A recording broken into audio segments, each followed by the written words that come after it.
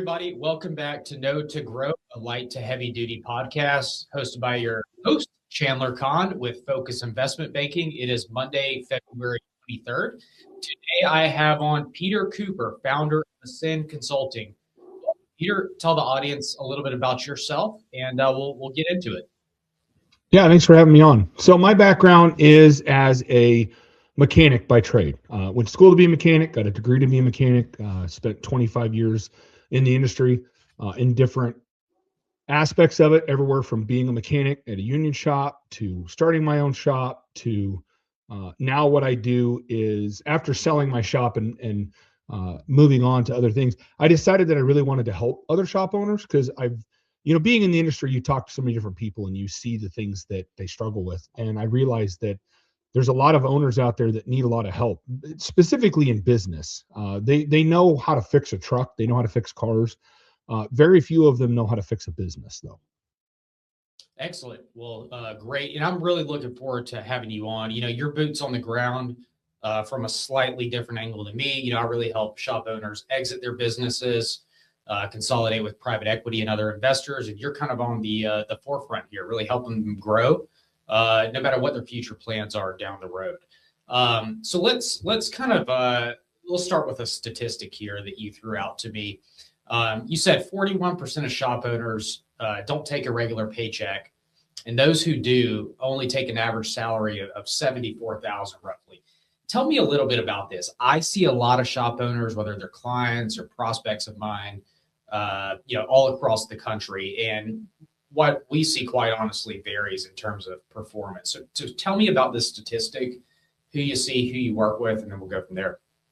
So really what this statistic is it's about whether they take a regular paycheck, meaning you have enough cash to actually pay yourself regularly.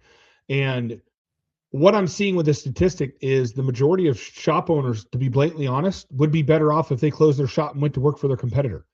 I can guarantee you that the majority of these shop owners could go to work at any one of the giant dealership networks in town, and they would pay them more than $74,000 a year to be a technician. Yeah. Now you have probably a certain sample pool, right, that you're looking at. Obviously, your clients need your help. Kind of on a broad national level. Obviously, there's different shops that are performing well. Some utilize technology better than others. Do you have any sense for those statistics, kind of nationwide? So I think one thing you have to understand in this statistic, and this has been what I've found historically with shop owners, is they take a W-2 wage. So a lot of them go ahead and pay themselves, and they're doing it through whatever, QuickBooks or whatever their payroll is. And they don't know what they're taking out of the business. They have no idea because their books are such a mess. I evaluate businesses and the owner will tell me we're not making any money. And I look at their balance sheet and I'm like, why does the shop own a boat? And so it's one of those things that I work with a lot of shop owners and say, we really need to be precise here. If you own a 3/4 ton diesel truck, the shop owns it, and you drive that truck every day back and forth to work, and that truck is not delivering parts all day, every day, and it's needed for the business, that is not what you think it is. That is actually an owner buyback, or it's you know what I'm saying? So people, meaning owners, don't really understand fully what they're taking out of it. And I think, so that data actually came from, it's called the State of Heavy Duty Repair Report. Full Bay publishes every year where they do surveys and they look at data. And honestly, in this industry, it's probably the most accurate thing we have because there just isn't a lot of hard data that talk about the numbers in this industry. Yeah. And, I see it, my client base, I see their financials through and through, income statement, P&L, balance sheet, cash flow statement. Most of them, there's generally issues in there that most don't have their heads wrapped around. I have one client that's really doing a great job with it and has that detail. But yeah, that's true. I mean, on my end, I see even folks that are ready to exit, they really, the financials aren't clean. So I want to, hop into this a little bit. Your role as founder of Ascend Consulting, is to fix the operation, right? It may not necessarily be a turnaround operation. It just may be an operation that needs to become more profitable. Maybe they're looking to enhance their EBITDA. You capture some of the low-hanging fruit. When it comes to M&A and just general kind of shop level, detail around performance. Like, let's just say you're a GM looking at various locations. A lot of what we see that folks are interested in is seeing, revenue per technician, revenue per bay, technician utilization, technician efficiency. So those four. You're really looking at something else. You're really looking at cost of parts, cost of direct labor with parts, operating overhead with managers, and cost of service providers. So those four are different than the four I mentioned. There's no overlap seemingly. Tell the listeners why you're looking at what you're looking at versus these other four KPIs. Well, because I think, honestly, I'm a real big believer in let's keep things super simple, the KISS philosophy. And with that, we have to look at what drives EBITDA. Well, what drives that? Profits. Well, how do you make profit? Well, I learned a long time ago, one of the fastest way to fix cash flow issues is make more profit. And so most operations that we go into, for example, you mentioned tech efficiency. The average shop in the United States, and we're talking independent, operates at about 50% efficiency.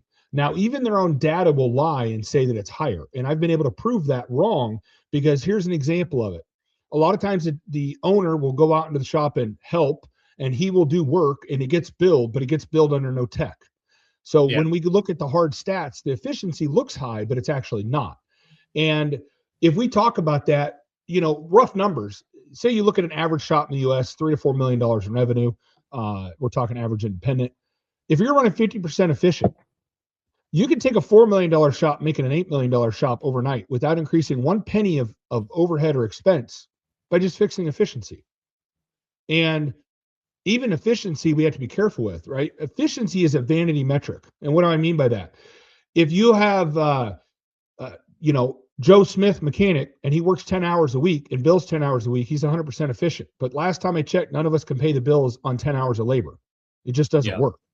So the thing I focus on is build hours, for example. It's a very simple metric. How many hours did you bill this week? And do we have standards about that? And if we can get a technician billing over 80%, there's this magic thing that happens in this industry. Once your tech efficiency breaks 80%, almost every bit that you get above 80% is almost 100% profit. Interesting. Yeah. Good point there. Now, some of these, I guess the KPIs that you look at, they look on the kind of on surface level, they look like any shop owner could diagnose and kind of fix this, right? It's not as complicated as kind of utilization or efficiency.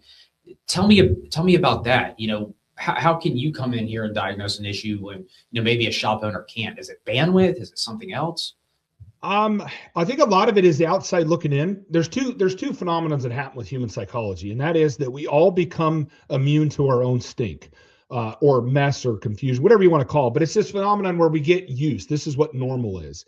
And we have a skewed reality of, well, that's normal because the guy down the street's only charging $160 an hour. That's all I can charge. Well, no, you can charge more than that. The other thing is, we'll talk about cost of parts. Why is that so expensive or such an important thing? The majority of general repair truck shops, so most of your aftermarket independent truck shops are what you consider general repair. They work on the whole truck. A lot of them look at parts as a necessary evil. They need to look at parts as a revenue source. And the reason why is about 50% of your sales are parts. And yet nobody makes any money selling parts. Why? Why do you devote half of your sales to one thing that you give zero amount of strategy and zero thought? So, a perfect example, I had a shop that, and a lot of managers, they manage from a place of fear. I can't raise my rates, they will leave. Yeah. And I usually start small and say, okay, let's just raise the margins on parts below $5. And I actually did this as an experiment with the shop. And it was a fairly small shop, only about $3 million in revenue. And I got the owner to agree to it. In 90 days, he picked up $42,000 in additional revenue just by bumping up the margin on parts under $5, which, let's be honest, most people don't even pay attention to that little stuff. Yes, if you get a customer, they're going to call the dealer and find out what an air compressor costs. But no one ever calls the dealer and says, how much is the mounting O-ring or any of the gaskets? You know what I mean? The ancillary little stuff is actually where you can make the most profit margin. Yeah. Interesting. And did you, and just So the listeners understand, how much did you bump up those profit margins on average for parts under $5?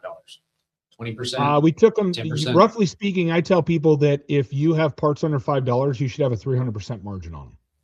Really? Or Wow. excuse me, 300% markup, which correlates for margin, which that's another really common misconception. Even I mess it up sometimes talking to people. Markup and margin are two totally different things, and they get Yeah. really confused. So owners have to be very careful that they understand the difference and how that affects the bottom line. Because a lot of shop owners, they think that if they have a 25% markup on parts, they're doing good. And I'll be honest with you, that's not good. That's a quick way to go broke. Yeah, I see a lot of folks in the equipment supply industry that are able to mark up equipment for shops or paint booth equipment, whatever it is. By those margins, 200, 100, 200, 300%. Seems to be pretty standard in the equipment industry, just not necessarily in the parts industry. But interesting point you made. Well, here's an example. It all comes to psychology. Let me give you an example of this. So I had the air conditioner fixed on my house, and the HVAC technician, the HVAC company charged me 582% markup on Freon. And I called him out on it. We had a conversation about it. He said, absolutely, I did. And that's what the market is. And he's absolutely right. That is what the market is charging.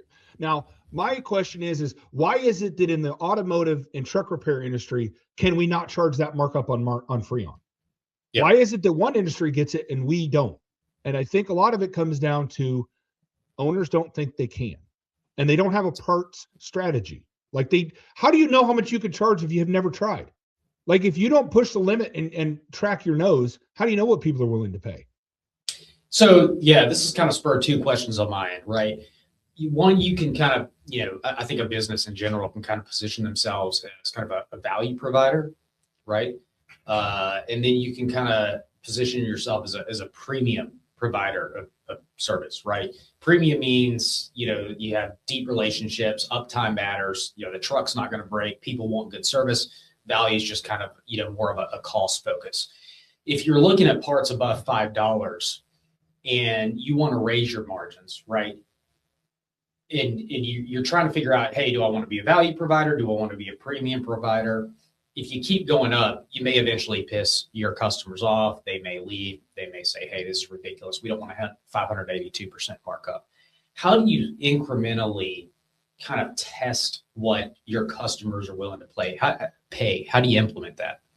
So it's actually very simple. It's the how do you boil a frog philosophy. And you do it slowly. You keep track of what people care about. You have to use some strategy. So dealing with some of these big operators, there is a little bit of difference between the automotive field and the heavy duty. Perfect example. Yes, soccer mom can take a part and look it up and find out what a battery costs. They can. But when you're dealing with a fleet manager that operates 150 trucks, they know what a battery costs. So you have certain parts that are commodity parts that you can't charge. It's just the industry won't bear it.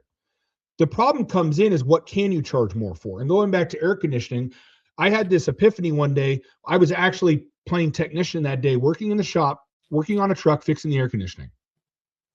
The driver of the truck did not care that his steer tires were so bald that the cords were poking me in the leg as I'm working on the air conditioning. But he absolutely refused to drive that truck if the air conditioning didn't work. Now think about that for a minute. If we understand human psychology and we know what people are willing to pay for, then we know we can charge more for that. Part of that all comes down to tracking the nose. If you do not have a mechanism in your business to track lost sales, then you need to start it. And what's a lost sale? If the phone rings and that person is not looking for the Pizza Hut, they're looking for what you do. If that vehicle does not show up, that is a lost sale, period. Yeah.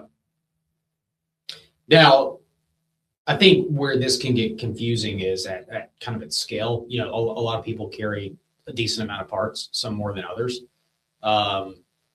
What's your typical SKU count that you see with your clients, and how do you scale all this across a variety of parts numbers? Well, part of it comes down to the same thing. You got to track it. You got to track what's stopping your truck from getting fixed. And honestly, the majority of the time, it's not availability of parts as much as it is you have a very inefficient system of quoting and acquiring parts. I see it every day in shops. You get a technician who, well, I asked for that part. Where did you ask for it? Well, I walked up at the part counter and asked for it. That's not how you need to be doing it. If it's not in writing, it's not real. Yeah. The other thing is, when it comes to what SKUs do you need to stock, this is where it gets really hard. It's almost a science or an art form, you could call it. So, perfect example. I managed shops that were in inner city Chicago. I could get any part imaginable in 15 or 20 minutes. Why stock parts? Why stock a clutch that takes 10 hours to change if I can have it in 20 minutes? I don't care how many of them I change a month. What I care about is, can I get it? Now, one of my shops that I started from scratch was in a little tiny 2-street town on the complete opposite side of every truck repair shop in the greater Des Moines area. It was an hour one way for me to go get parts. It was 2 hours round trip. So I had to stock parts that I could change in under 2 hours. That was my philosophy. So my philosophy on stocking parts has more to do with time than it has to do with inventory turn and all the other things that we really care about. Because you have to understand, a lot of the parts philosophies that people try to adopt are philosophies from a retail setting. You are not in a retail setting when you are fixing trucks and you're pulling from your own stock. Totally different philosophy. Yeah. And you're talking about retail versus kind of B2B wholesale, kind of like a wholesale. Correct. Yeah. If you're not selling parts across the counter, that's what I call retail. So that's a retail sale where somebody shows up and says, I want a brake chamber. You sell them a brake chamber. And a lot of this is also a really common point of perception versus reality. Owners will tell me, well, we sell parts across the counter. I said, oh, really? Well, which percentage of parts do you sell? You know, they've had this beautiful showroom. They stock some chrome and all this fancy stuff. And we look at their P&L and it's 4%. It's 4% of their gross revenue is parts sales. And I said, I think we're focusing on the wrong thing. Yeah, I would agree with that. So let me help me wrap my head around some of these other, your 3 other kind of metrics. So we got cost of parts out of the way. Talk about cost of direct labor with parts. So that's with parts person. So what that means is that if you have you have a $10,000 invoice. On a $10,000 invoice, you can only afford to spend 17% of that ticket. So $17,000 on labor. Now, a lot of people argue with me and say, I can. You're right. You can do whatever you want as an owner, but ultimately understand that every percentage that you pay over that's a percentage of profit you're not taking. Now, how do you kind of work with owners to get down to this number, right? If they don't think you're able to, or they don't think you're able to do this, how do you practically implement that? So the easiest way to do it is, how are your people motivated? If your people are not motivated to hit a metric, meaning you don't share the metric, they don't know the metric, they're not going to hit it. And I have this saying in my industry that I say this constantly. If you don't know what good is and you don't know what bad is, how do you know where you stand? And a perfect example of that is as owners, we would never imagine that we would ask a technician to rebuild an engine and not tell them the specifications for reuse of the cam lobe, so camshaft. But we ask technicians to go out and perform their job, and we give them no specifications of what good is and what bad is, and they have no idea how they're doing. And I think that's we've really missed the mark in this industry about sharing data and KPIs. So when a technician knows what you expect of them, you don't have to spend very much time managing them. The other thing is motivation. Whether we admit it or not, and this has really become a huge thing in this industry, people just in this generation talk about work-life balance and things like that. Yeah. It still doesn't matter as much as people think, because let's face it, we all have to make money to survive. And so a lot of people say, well, I'm not motivated by money.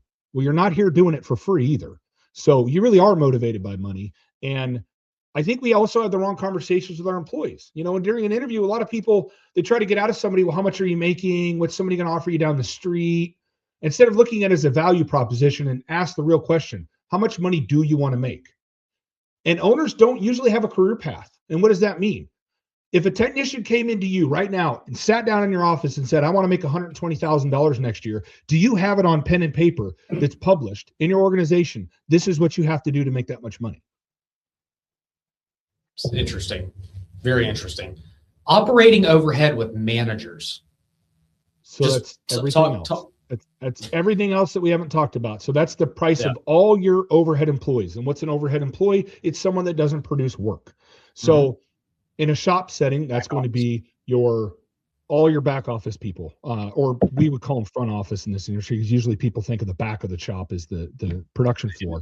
But it's your owner, your manager, and owner. When I say owner, it's if you take a W-2 wage, managers, electric bill, insurance, all of that. And generally speaking, what we find is the majority of businesses, and here's a really crazy fact: most offices in a repair shop are running at about 30% efficiency, meaning that they are way overstaffed. They have way too many people. I mean, I've seen shops that it's a 50-50 ratio. So if they have 10 technicians, they have 10 support staff. That's a really inefficient operation. That's one I haven't looked at before. Yeah, that's quite interesting. And then the cost of the service providers. The service advisor. So those are your sales staff. So you could also throw in there, if you have outside salespeople, which a lot of shops do now, you would throw them into that metric. And it's pretty straightforward. It's the amount of money you pay the service advisors, or service advisor plus outside sales. Now, the thing about these numbers that I have, and we could share them, is it doesn't matter if you're a little over here and a little over there. All that comes down to the bottom line, which is net profit. And that's what we use this for, as a diagnostic, because if we look at it and all the numbers are good, but the overhead is really, really high, well, now we know where to look. And that's why I like to dive at it that way. I like to look at it as a diagnostic procedure. Single shop doing 10 million. I just want you to throw a couple numbers out there. The heavy duty shop, what do you look at in terms of gross profit? What's a good number? Kind of gross profit on a ticket, 62%. 62%. So overall business, whether it's a ticket basis or you have 100 tickets over a month, you're saying 62%? Correct. And what we found is that is about what the market will bear. Now, everybody has unique situations, the type of work they do. If you're big job heavy, meaning you're like a body shop that's doing $80,000, $90,000 jobs, you're probably not going to get that. But for a general repair, mixed type of work, we're doing some engine overhauls, we're doing clutches, we're doing other things. 62% is an obtainable goal. Now, what if you're a specialist, right? What if you just do steering and suspension, which is challenging? Still 62%. Actually, you can get higher. So perfect example, my shop really specialized. I have a firm belief that the riches are in the niches. So I hyper specialized in RVs, and everybody hates to work on RVs. I guarantee people are cringing right now if they listen to this. And that's the thing to make money on. It's like working on trash trucks and septic tanks. I know it's a crappy job, but let's face it, because of that, you could charge more. We were charging almost double labor rate on RVs. And the great thing about things like RVs is you can get by with making it a time and material job, meaning there are no quotes. We will give you a general idea of what it's going to cost. And if we run into problems, we're going to stop and talk to you. But there is no book time that tells you how long it takes to change an injector in a C9 Cat in a Freightliner chassis motorhome. There isn't. It doesn't exist. I like it. Now, if you go up to, let's just say every $10 million you go up, you add a new shop, right? So 20 million, you have 2 locations, 30 million, you have 3. Obviously your back office, so your accounting, you may not have a person at every single shop, right? You just have one person. What is that kind of, well, that's kind of really the EBITDA question, because expenses are sitting below the cost of goods sold. So I'll get back to that in a minute. If you're looking at a shop or various models where you have 100% labor, and then you have something with like 50% labor, 50% parts, right? How do you diagnose those gross profit percentages? I think the labor is going to be more expensive. I think if you're flipping parts, it's not going to be quite as high. Is that right? Well, honestly, it's the type of work you do. And that's another example of, if it's not close to 50-50, generally speaking, what's going on is you're doing more repairs and instead of replacing parts, which actually we can dive into that and get into efficiencies. We'll use an absurd example, but it makes sense. Can I rebuild a starter? Yes. Are the parts available? Yes. Is it profitable? No. Engine overhauls are another example. And I will go to the ends of the earth arguing this with an owner. It is not profitable in this day and age to overhaul an engine. I absolutely can buy an engine cheaper and swing a crate motor from Cummins than you can rebuild it. Yes. Can you rebuild it cheaper? Yes, you can. Can you do it more profitable? Yeah. No, you can't. And that's the whole point, is people look at the wrong thing. They look at gross sales instead of looking at profit. And honestly, let's all be honest with ourselves. Profit's what you put in the bank. You don't put gross sales in the bank. Yeah, it doesn't matter. We have folks that we talk to quite a bit looking to exit their business. They come to us, say, hey, looking to retire, my health's not as great, looking to transition, don't have a family to take over, et cetera, et cetera. We've been growing steadily. So you see the revenue going like that, which, we give an initial thumbs up. That profit sometimes is flat, sometimes it's barely increasing, which means your profit margin is getting smaller as you go forward. Sometimes it's decreasing. So revenue, yes, it's a good top line metric, but at the end of the day, it doesn't tell the true story. Let's hop down to EBITDA. And, a lot of folks are listening know what that is. Earnings before interest, taxes, depreciation, and amortization. It's a metric for cash flow. So what goes into your pocket, your retained earnings on your balance sheet, what you can invest in your business to keep growing it. If we're looking for a 32% or 62% gross profit margin, right? Then you add in all your expenses. So your front office folks, any other overhead, your insurance expenses, et cetera, your rent. What EBITDA percentage rather, are you looking to see on a shop? $10 million shop. Where would we like to see it? We like to see it in the 10 to 15% range. Yeah. If possible. Unfortunately, there's too many outside factors for me to be able to change it quickly. Perfect example. I don't know what kind of loans they have. There's a lot of operators I've seen that have taken loans that are not favorable because perfect example. They do equipment leases, which we'll call it a lease. It's really a loan. The interest rates on those are pretty horrendous. So that affects all these numbers. But ultimately, we want to try to deliver what private equity wants or what people buying it wants. And what we don't want is we don't want to show no profit because nobody wants to buy a job. Now, me as a buyer, when we were buying shops, I loved it. Like we bought a $5 million facility. The guy was making 1% net. I loved that. Like, because in 30 days, we increased the gross profit. We doubled it in 30 days. Wow. And I'll come back to this because that's a good use case. I'll come back to that in a minute. I know that part of what Ascend Consulting does is look at training deficiencies. I want to talk a little bit about this and kind of what you do on a day-to-day basis here. Well, we do a lot of things, and it all depends on what customers need. But I would say across the board, one of the easiest, what I would call low-hanging fruit, is communication. People do not know how to communicate effectively. And what do I mean by that? You've got mechanics that are leaving their workstation, walking 6 bays over, standing at the parts counter, waiting for the parts guy to get off the phone to ask him for a seal. When all he would have to have done was open up the shop management software, requested the part, and moved on with his day. That right there is the single easiest way to get efficiency back in the bay. And let's face it, there's only one position in your building that makes money, and that's the technician. So if everything that we do is not geared towards that person's efficiency, you're losing money. So that's really a process thing. It's not so much a skill or diagnosis thing or actual physical fix of the truck, right? Process, workflow. Tell us a little bit about workflow and technology. And, some shops are good. Some shops do a pretty good, well-rounded job at this. Some are really lagging behind. Some are still paper-based. Yes. Talk about the process, some process implementation and use of technology to turn operations around.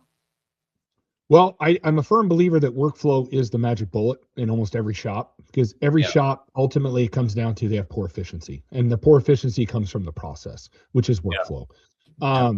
And a lot of that really dial down on it and make it to distill it down to the most basic thing is how do you communicate? And when you've got 4 and 5 channels of communication, you have a very inefficient operation. The other thing we look for too in workflow is what I call workarounds. So if you have a shop management software, show me all the things that you're doing outside of that software. Like what? Requesting parts. I literally just talked to a shop owner today that is on, he's on one of the major softwares. The technician can ask the part for a part. It goes straight to the parts department. They don't use that. They don't use that functionality. And I said, why? And he said, well, I don't know. Interesting. We need to figure it out. Going back, the shop that you bought, $5 million in revenue, right? That's what you said. How did you turn that around in 60 or 90 days? The easiest thing to do was tackle fear. I walked into the facility and we had conversations about how we're doing things and what we're going to do moving forward. And every single time I would press something, I'd get a response of, we can't do that. We can't do that. If we do that, the technicians will leave. If we do that, the customers will leave. And I have a really big pet peeve about people that manage from a place of fear. That is the worst way to run a business. You have to run it on facts. And the facts are these things have to change or we're not going to be profitable. And if we're not profitable, we can't exist. You don't have a choice not to make the change. But it's really hard in these properties. So what I always do is I just make an agreement with people. Anytime we implement something and they have a problem with it, I say, look, we're going to try it for 30 days. Let's keep track of the facts and let's see how many no's we get. And honestly, it's like raising prices. Most shop owners right now could raise their labor rate $10 an hour. And I guarantee you that 90% of your customers would never even notice. And the ones that do notice would just be like, that's cost of doing business. They understand. Yeah. Have you ever presented the facts to an owner and they're still overly fearful and don't move forward? I mean, do you really see that, or do you see most kind of acquiesce and agree? I see it every day. I don't see it as much as it happens because those type of people don't work with me.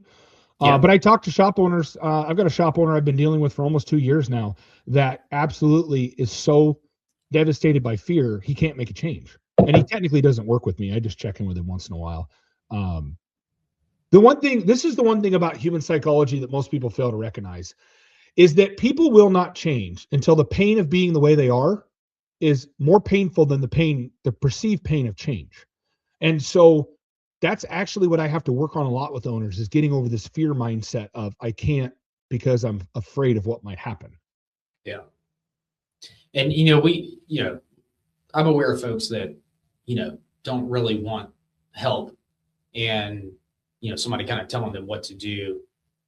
Just various folks I know in the industry. How do you look at that? I mean, somebody, if you need to present the facts before they can make a decision, but they don't want to see the facts, how does the human psychology play into that? I mean, how can you convince somebody, hey, just give me the opportunity to look at the facts, or maybe I can help you? It depends on every person because a lot of people respond to different motivators. Yeah. I'll be honest, one of the biggest ways that I do it is I just ask them a simple question. And that is, I just try to understand what it is they're trying to be when they grow up. And I know that sounds crazy to ask a 50-year-old guy, what does he want to be when he grows up? But it's a valid question. Like, what are you doing? So I find that so many people in this industry have built a business with no plan. They were good at fixing trucks, so they just started fixing trucks. And the way I tell people, and it's kind of like if you were a carpenter and you showed up with some boards and just started nailing them together with no plan, would you end up with a house or would you end up with a shack? And that's kind of where we're at in business with a lot of these owners is, so I try to show them the path of, what we can do and where we can go.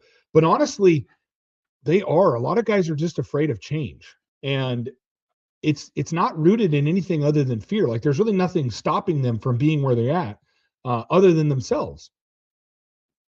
Yeah, it's an interesting point. Appreciate you capturing that.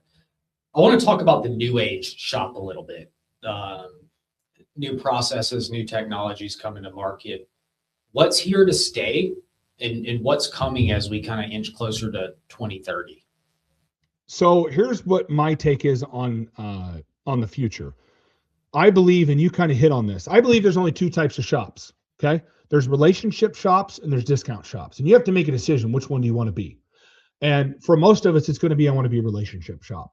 Well, with the day and age of AI and all the things that it's bringing in and all this massive shift in technology, the one thing that people are going to be wanting more and more is a genuine human connection.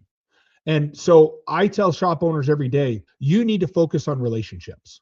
Needs to be one of your number one things that you're doing. So you need to go out and build relationships and keep relationships, because say we get rid of service advisors and we go to straight AI agents that answer the phone and answer questions and all that. People aren't dumb. They know they're talking to an AI bot. Some accept that reality, some don't.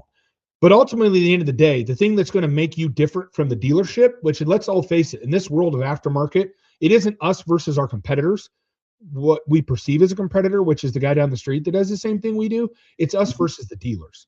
And what is going to differentiate us from the dealers is going to be our how good we build relationships. Interesting. Let's talk about AI, right? I'm trying to wrap my head around it, LLMs,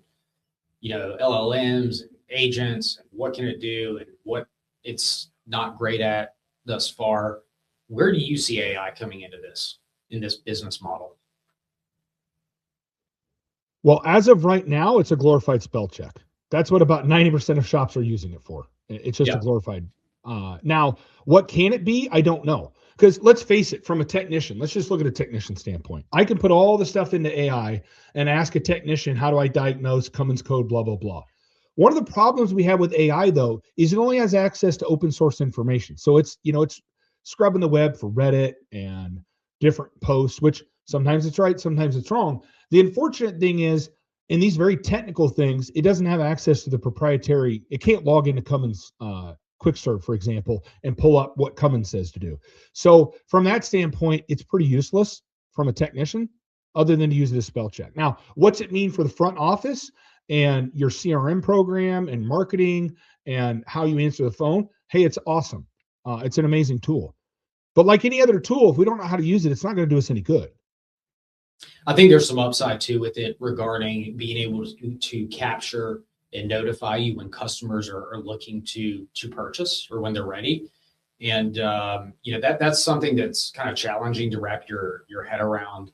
But I think there's, from a sales and marketing standpoint, I think AI can kind of capture that and alert you on kind of trigger opportunities to help you grow your top line, which is something that I'm sure most folks aren't looking at, but I think the future is probably bright in that regard. In terms of diagnosis and techs using, Google Glasses, I think is what it's called, and some of these other kind of technologies. Do you see AI playing into that? Where maybe I think it plays into it a lot, but it's really playing into it at the low level. So Penske has been doing this for years. Very few people know it, where they were wearing Google Glasses with an AI agent in it. And you take a completely green tech off the street, put the glasses on them. It tells them to go look at the shock. That's a shock. This is what we're looking for. Go grab the shock, wiggle it. Is it loose? It's great for stuff like that. I think we're going to see it continue to advance, but there's a lot of potential there for training. I think that's probably one of the biggest things we're not using AI for in this industry is training. And AI can learn at a rate most humans can't. So it can learn how an individual learns because we all learn differently. And you have to face it. Most education is built by and built for educators. It's not built for the end user that consumes it. And us that are mechanically inclined have just a little different brain than other people do. So a lot of training stuff is not geared towards that technical area. Competition and margin, right? You and I are seeing a lot of consolidation here. As I tell the audience, we're 5 to 6 years behind tire and service collision consolidation. You have some larger private equity backed players acquiring businesses. Where do you see competition and margin pressure going in the future? Is it going up? Is it going sideways? Is it going down? Talk to me about that as the industry kind of changes. I haven't seen private equity that's been able to do what they say they're going to do. A lot of these private equity firms say, well, we're going to essentially attain critical mass and we'll be able to have a vertical integration on parts, meaning that they'll be able to buy direct from the manufacturer. And they all have this great theory. I just haven't seen it happen in practicality. Also, if you look at what private equity is doing, they're trying to push everybody to do more and more mobile service, which is great. But anytime you have a shift in the market like that, it opens up a possibility of potential to do the opposite of what they're doing. Especially for small shops. So, perfect example, if the entire market is going one way, if you do the exact opposite, you can make crazy money and crazy margins. Now, are you going to do it on a macro scale and have 10 shops? Probably not. But that's not what most shops are. If you look at how many shops there are in the United States, they aren't part of a 10 shop network. They're a small little independent mom and pop doing under $5 million a year in revenue. Yeah, I talk with private equity 2 to 3 times a week and kind of maintain these relationships, but also, we run these professional processes for them and go to a variety of PE firms, right? And try to run a competitive auction, get the highest price, best terms, that type of deal for our clients. But a lot, like almost every private equity firm I'm talking with, interested in either buying a new platform in the space of buying a business and then building off of that, or buying tuck-in businesses to like True North, for example. They're going to tuck it. A lot of them, most of them are looking for a mobile component. Yes. Tell the listeners about, kind of from that standpoint, how you perceive the state of the industry from a mobile standpoint. Why is that so hot right now? versus kind It's of hot pure because it's play scalable. in-house. Yeah. It's scalable. You can just buy a truck and put a guy in it. Yep. The problem with it is where do you get all the humans that you need to do this? And I think a lot of them are missing the mark that you need a different type of employee to be in a service truck than be in a service bay. You know, if I take a green lube tech kid and put him in a truck all by himself and send him out into the wilderness, as I call it, and say, go change oil in trucks, you see the quality degrade. And we're seeing this a lot. You know, you look at when Cox bought out Dickinson Fleet and FleetNet, they had some pretty big operators and they dropped the ball pretty bad on a lot of them. And their market share has actually not been so good lately because they couldn't keep up with the quality. Going back to gross profit, what we didn't talk about in the beginning is you like to see 62% at the shop level. What do you like to see on a pure play mobile business? Honestly, it can be as high as 70 to 80% with the right pricing strategies. Now, a lot of this is going to depend on your blend, right? Are you 80% of your business is one fleet, which I actually managed a shop that over 80% of the business is one fleet. The margins weren't there as much. But ultimately, at the end of the day, this is where people have to be very, very careful about only looking at margins. At the end of the day, what we care about is profit dollars. And the way I tell people to think about it is think about when you sell tires. The margin on tires is really low. But when you're selling $5,000 worth of tires on one ticket, your profit dollars are there. And that's what matters. Mm-hmm. Yeah. Good point. Well, let's close it out with some wisdom, right? You're now a consultant, former business owner. You know, there's probably a lot of shops that think they're good at some things and maybe they don't really know what they're bad at. What if we bifurcate this between what shop owners can fix by themselves versus where it gets too burdensome and they need somebody like you to come in? What can they do themselves and where does it get complicated? They can do everything themselves. You know, business owner can go do what I did. I was a fairly young person riding around in a service truck, and between each service call, instead of getting on the radio and talking on the phone, I was listening to business books, and I chose to educate myself. One of the problems comes in is what owners tend to miss is that as good as they are at what they do, most of them can't answer the question, who are you accountable to?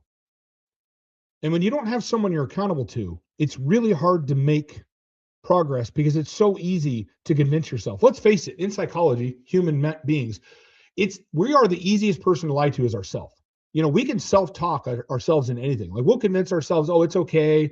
You know, I missed a sales goal last month, or I didn't get that thing done. It's okay. But when you don't have someone holding you accountable, it really is hard to hit your goals. And so that's the one big burden that's hard for a lot of shop owners is you can go out and get this knowledge. Part of it is how fast do you want it? Yeah. You know, do you want to take 10 years to fix your business or do you want to do it in 6 months? And that's the difference between doing it yourself and working with a specialist is finding someone who's been there and done that, who knows the easy way versus the let's discover it blindly path. What is the typical outcome kind of on a 6 months and then go for, the next year basis? What does that look like for a shop owner on average? Generally speaking, as long as we have enough customers, which that will slow things down. You know, we can fix the operation as much, but if we don't have a customer funnel, that takes a little bit longer to build. But generally speaking, in 6 months, we can get a shop that's not profitable. And within a year to 2 years, they're sitting anywhere between 15 and 20% net. So net profit. It's not very hard to make that change. And then I'll leave this with you. Is there anything that you want to give, any piece of wisdom or advice that you'd like to share with the shop owner looking to either turn around their business or improve their business, whether they want to grow it for the next 20 years, whether they're 30, 40 years old, want to work till 60 or 70, or whether they're looking to exit in 2 to 3 years? What is one piece of concrete advice that you would give, our audience listening to this podcast? The number one piece of advice I would give to shop owners is this. You are everything that is right with your business, and you're also everything that's wrong with it. And if you can't admit that to yourself and to others, that you are the problem that's stopping you from getting where you want to go, then you'll never start down the path. It's kind of like, a 12-step program. If you can't admit that there's a problem, you'll never fix it. Excellent. Peter Cooper, thank you so much for joining. Can't wait to get this out. I think this is a very informative podcast. And you actually host your own podcast. Tell us a little bit about that. I do. So I have a podcast called Beyond the Bay, where I'm really passionate about education. So I want to be able to give back to the community as much as I can, whether I'm, charging for it or not. I hope that, people value what I do enough eventually that they want to, use me as a consultant. But there's a lot of good data on there. There's a lot of hard numbers. I also do a monthly webinar where we do training that I give away for free. So we do service advisor training once a month. We do parts training once a month. So I'm a big believer in putting some information out there to try to help the community. Excellent. Thank you for joining, Peter. I look forward to having you on in the future, and we'll be in touch. Thank you. Thank you.